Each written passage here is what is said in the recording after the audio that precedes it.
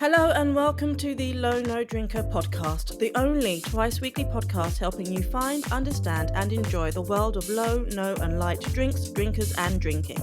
I'm Denise Hamilton Mace, and I am the founder and editor of Low No Drinker magazine, the #1 UK magazine for mindful and sober curious drinkers, and I'm the host of All Things Low No Drinker.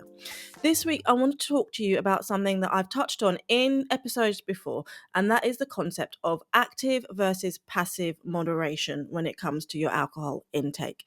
I want to have a look at what the difference is between the two and whether one might work better than the other, and even hopefully share a few tips that might help you if you decide that either of these are paths that you would like to go down. Now, long-time listeners will know that this is not a sobriety podcast, this is not a recovery podcast. So, first off, we'll say that if alcohol is causing a life-damaging problem for you, then these moderation techniques are not for you. These are not ways that I am suggesting that if you have a serious alcohol use disorder, that you should try these techniques instead and everything will be okay. Absolutely not. You should certainly go and find help from professional people who are qualified to help in that situation.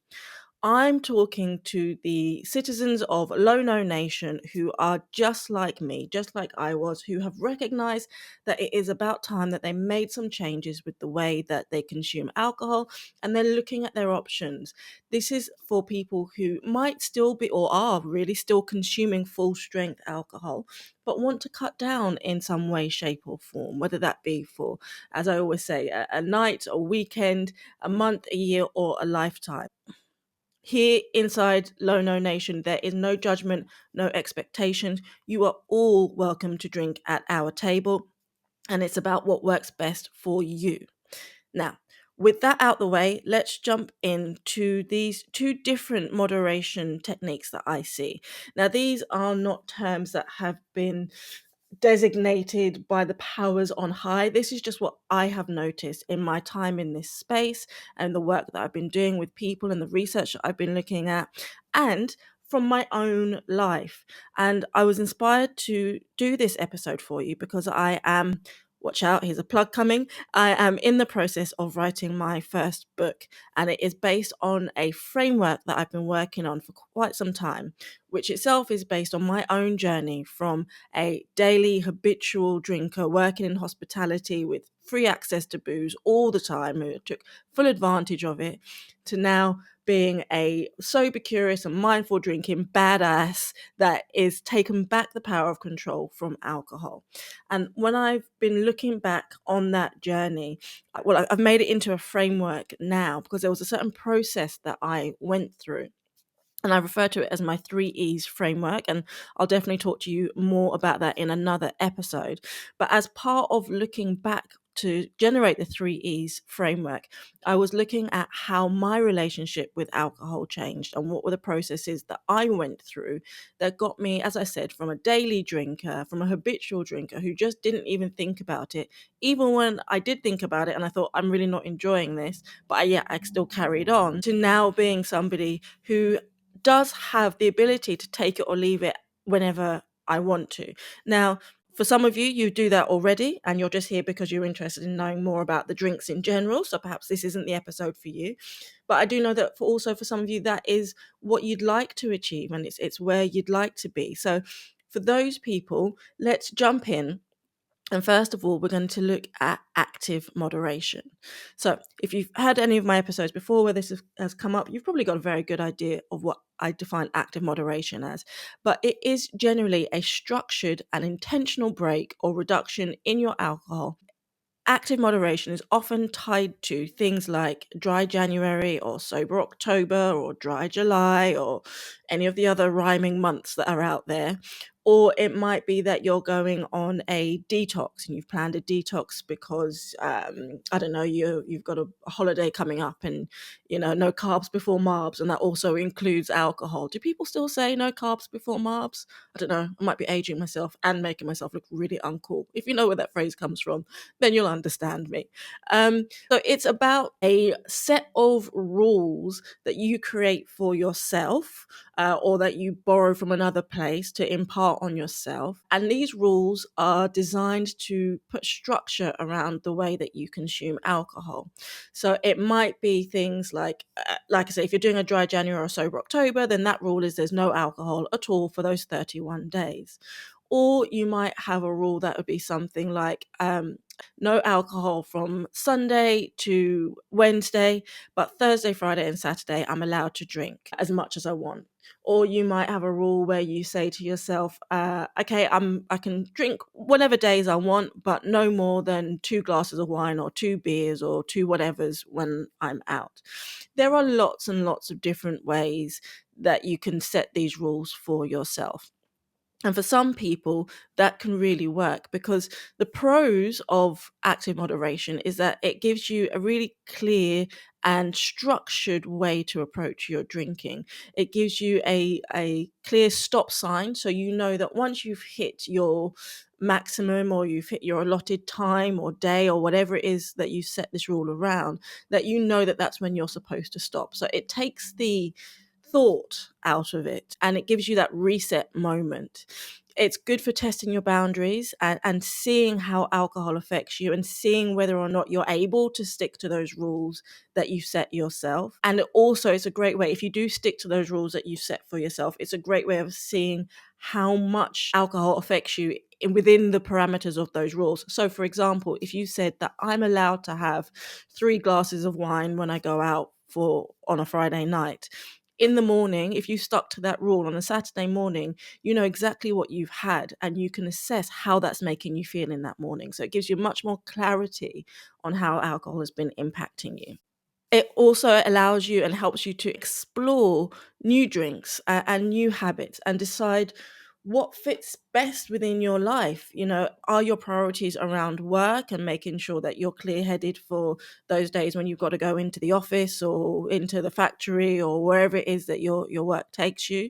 Um, are your priorities more around the weekends and making sure that you are fresh faced for the kids, and that you've got the energy to deal with that 6 a.m. wake up that happens all the time, except for on school mornings when you need them to get up, but they somehow manage to get up at 5 a.m. at half term and the weekends? I may be dealing with some stresses from the last couple of days, guys. I'm not going to lie to you. We've just finished half term and it's been long. On the flip side, there are, of course, cons to this, as there are pros and cons to everything in life. Depending on your personality trait, you might find that active moderation can feel rather restrictive. You might not like being told what to do, even if it is you telling yourself what to do. I'm one of those people, I hate being told what to do. And so when I set myself strict rules, I find it really hard to follow them, even though I've set the rule, because I'm like, well, no, I'm a grown up. I can do what I want when I want. The other thing is that it can often feel too temporary. When you know that there is an end date to when your restrictions or your rules are in place, you can feel almost as if you're not achieving as much as you could otherwise be doing if this became a way of life rather than just a moment in it. There's another big con to active moderation, and that is the countdown effect. Now, anyone who's done a dry January or sober October, I'm sure has been through this. I did many dry Januaries myself in my time, and particularly those last few days, it's like when you go for a run, right? And you say you're running 5K, and it's been a bit of a slog, but you've managed to keep going for like 4.5K. And that last 500 meters just seems like the longest distance ever, because it's that final countdown. It's that last bit before you get to go back to what you were doing before. And it's the same with the active moderation approach to your drinking. In your final days, you can start to feel that you've got that countdown effect, and you're like, oh my gosh, it's 10 more days until I can have a drink again, 9 more days till I can have a drink again, so on and so forth. And then what happens is you get to that final day, and then you go to the pub and you have a massive blowout, and you undo all of the amazing work that you did in that time. Then you took a break because you've just put your body back through the whole process of having to deal with so much alcohol all in one go. And the final con is that active moderation doesn't always lead to you addressing long-term habits. As I mentioned, it's a temporary situation, right? It's a temporary solution. So it may well be that for your month-long break, your detox, your dry January challenge, that you have made these changes and you're feeling fabulous for it. But if straight after that you go back to drinking exactly the way that you were before, and you've already established that you don't feel that that was serving you the way you wanted it to, then you haven't created any long-term habits that are going to help you make the improvements in your life that you might have been looking for when you started this approach in the first place. So, as with anything in life, there are pros and there are cons to active moderation. And then there are also pros and cons to passive moderation. So, just as active moderation was about setting some structured rules, passive moderation is the reverse of that.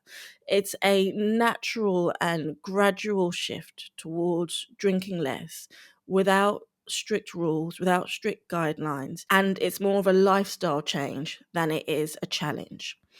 So, ways that passive moderation might manifest would be things like you choosing alcohol free options when you're out and about, not because you feel like you have to, but because you actually enjoy them and you actually want to. Or at the very least, you know that you don't want to have alcohol and you've gone beyond that point of just drinking for the sake of it.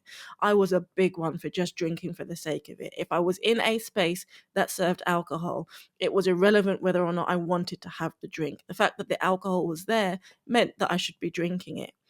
And passive moderation allows you to step back and say, hang on a minute, do I really want to have this drink? If I do, fantastic, I'm going to go ahead and have it.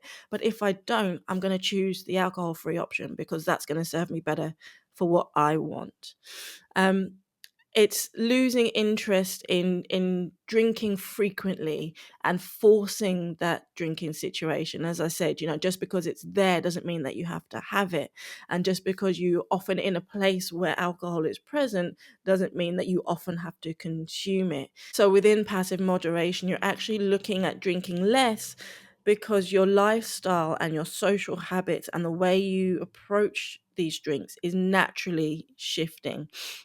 So the pros of passive moderation, first and foremost for me, passive moderation provides a more sustainable, long-term way of changing a relationship with alcohol that doesn't rely on willpower.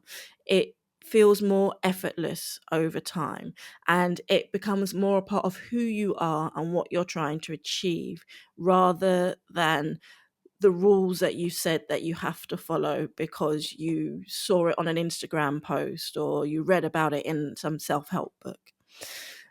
Passive moderation works really well for those who don't want rigid rules, those who don't like being told what to do, as I mentioned before. And I say this from a personal perspective because that was what happened to me. I started off by saying to myself, I'm not drinking. I did a dry January, I did a sober October and all those sorts of things.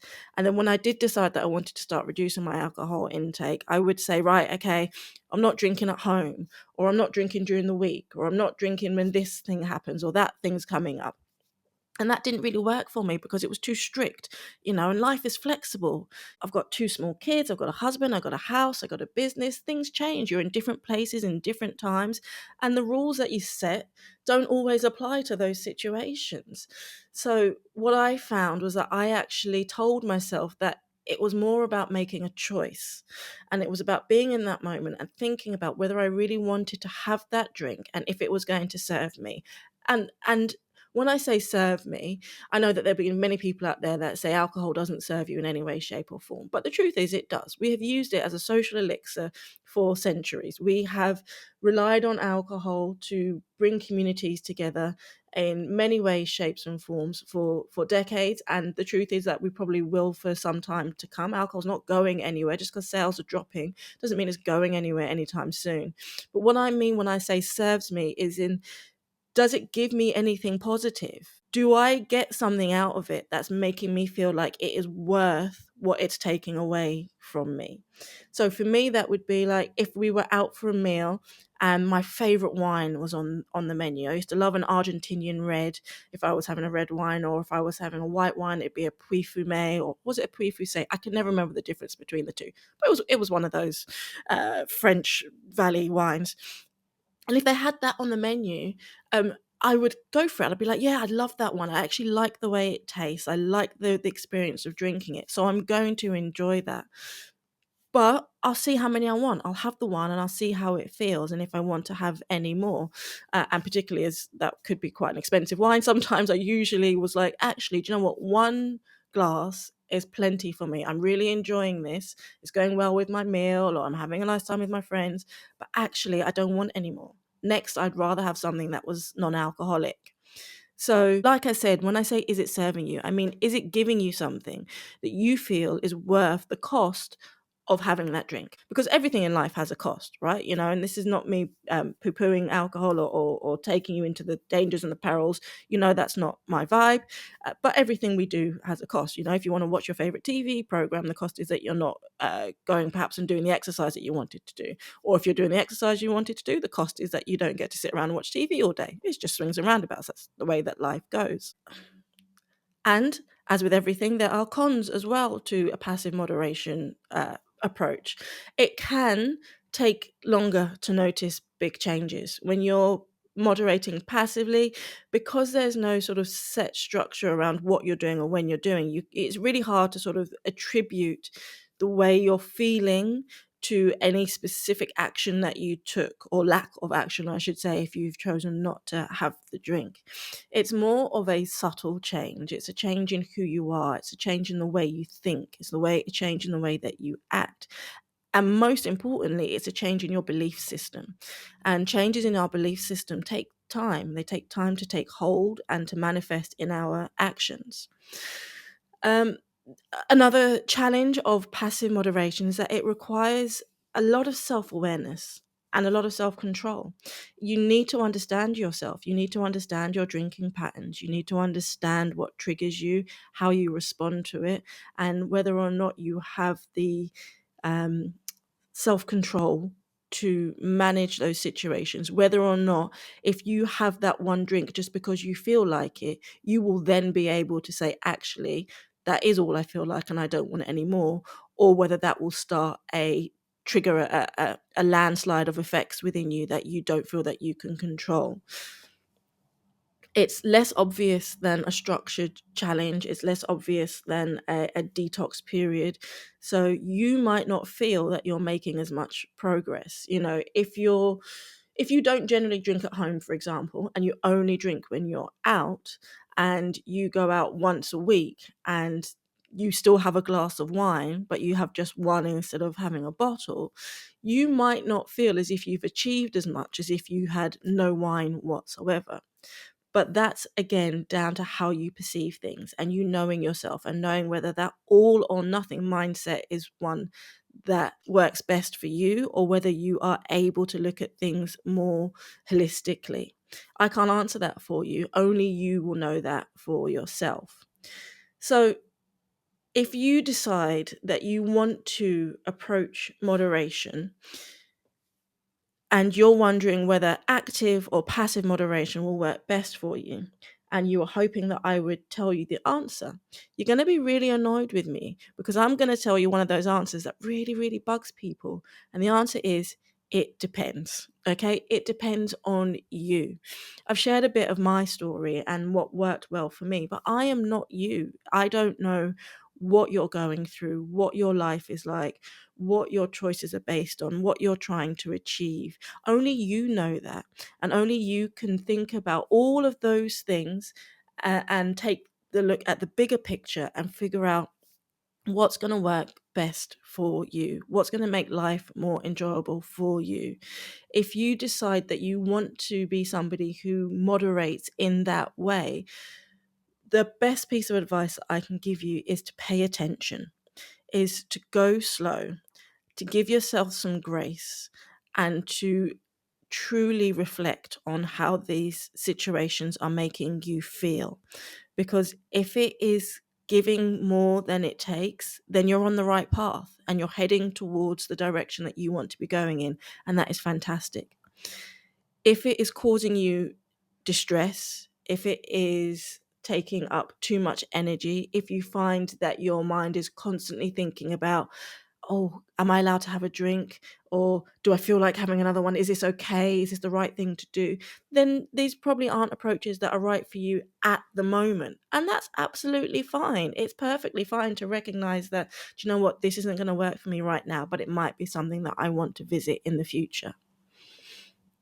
If you are currently in a state of active moderation and you're thinking of moving over to passive moderation, then I have a few things just to consider to hopefully help that transition make that transition a little smoother for you. If you are used to active moderation but want something a bit more long term, instead of stopping entirely and just going, right, that's it, I'm no longer actively moderating, it's all about passive, it's all just about how I feel. Instead of doing that, perhaps practice little and often. So try one of your weekends that you've allowed yourself your drinking time, if that's how you're doing it. Say, right, I'm not going to just go hell for leather this weekend. I'm actually going to try a bit of passive moderation and see if I can work with just having what I feel like having for the moment I feel like having it, and then stop afterwards. You can try things like defaulting to an alcohol-free drink and then saving your alcohol-full drinks for those times when you definitely decide that that's what is going to serve you best in that moment. Noticing when you genuinely don't fancy a drink, and honoring that and giving yourself time and grace to go, do you know what, I don't want it, and that's okay. And I'm going to tell my other half, I'm going to tell my friends, and they'll get it. And if they don't get it, that's their problem. It's not my problem. That is the key. That's when you know that passive moderation is really kicking in. You might notice that some of this rings quite true to mindful drinking. And I will do another episode on mindful drinking for you. But passive moderation and mindful drinking really do go very, very well hand in hand. So it's worth noting that, if mindful drinking is a route that you're looking to go down, then passive moderation and mindful drinking work really, really well together. Now, if you have been trying passive moderation and it hasn't been working for you, and you want to go back to a more active moderation style of drinking, then that's an option for you as well.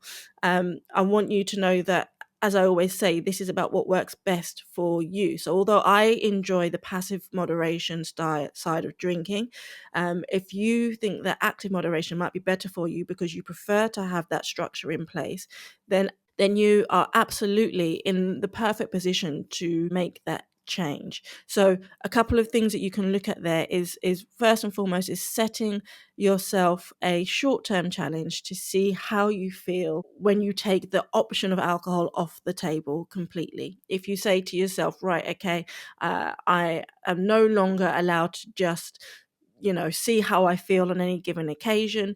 This is now the rule, and I do not drink on X, Y, and Z days or X, Y, Z occasions. I'm only allowed to drink on this occasion. Then again, as with all things in this space, it's about being really honest with yourself and assessing how that makes you feel. Track how often you are drinking when you do have a full alcohol drink within your current passive moderation routine. And see how that's making you feel and see what influences your choices. It's really interesting to actually take the time, that's the day after, and think back, right, I set out with the intention to not particularly drink as much as I had. What was it that triggered me to go, okay, let's have another one? Was it the fact that I just had one and then my friends were having another one and I wanted to join in? Or was it that I didn't want to feel left out? Because those are two different things. Was it that you had the mindset that if I had one, I might as well finish the bottle? Was it that you were thinking more about other people and how they feel than you were about yourself? What are the challenges that you find to passively moderating that you would want to rectify and then implement into a more active moderating technique. Whatever it is that you choose to do, first and foremost, know that there is no right or wrong here. You are not making the right choice if you choose to drink the way that Denise does, and you're not making the right choice if you choose to drink the way that your partner does or your friends do. You're only making the right choice if you choose to drink the way that you feel serves you best and fits with your lifestyle best. As I've said many times in this episode, pay attention to how you're feeling, whether that is through journaling, whether it's through a notes app, however it is that you like to spend time with yourself, whether you just like going for a walk and having a little think. Pay attention to how you're feeling when you are moderating, either passively or actively, and see if it's working for you. And if it's not, then change something. Ask yourself some questions. Ask yourself, do I need structure right now, or am I happy letting things evolve naturally? Am I happy with how far I've come and where things are going? Only you can answer those questions, but I would love to know what you're thinking. So do give me a shout. Let me know where you find yourself on the passive active moderation spectrum, and if there's anything else that I can do to help you along the way with your journey. Easiest way to get in touch is to reply to one of my emails, and you can get onto my email list by heading to lownodrinkermagazine.com. Go to /free gifts page, download one of the free gifts there. I highly recommend the Low Nation New Citizen Quick Start Guide, which has got loads of amazing guides such as a unit counter, where to find low, no and light drinks, and some great resources to enjoy, to listen to read, to watch. And yeah, that'll get you onto my mailing list, and then you can just drop me an email and let me know your thoughts or your questions on anything that you hear me talking about. While you're at the website, don't forget to head to lownodrinkermagazine.com /subscribe, and you can start your 7-day free trial to get access to every single issue of Low No Drinker magazine that's ever been published, as the #1 UK magazine for mindful and sober curious drinkers. That's it from me this week. Until next time, cheers to a life less intoxicated.